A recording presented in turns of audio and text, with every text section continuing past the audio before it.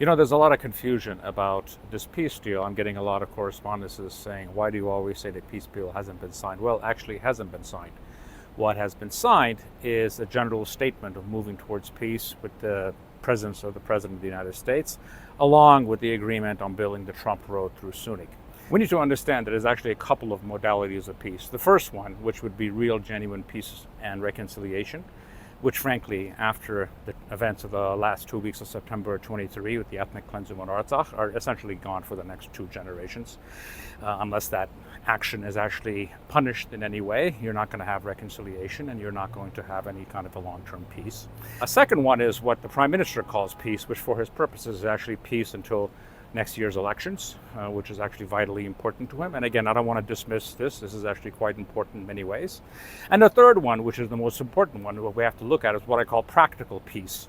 Now, what this signed agreement does is actually buys us a few critical years to actually build up our defenses, because practical peace actually means peace through security and peace through strength. And strength can only be established by us, not through signed agreements with the other side, which in the case of a totalitarian regime means very little. Thank you for joining me in this episode of Inside Shorts.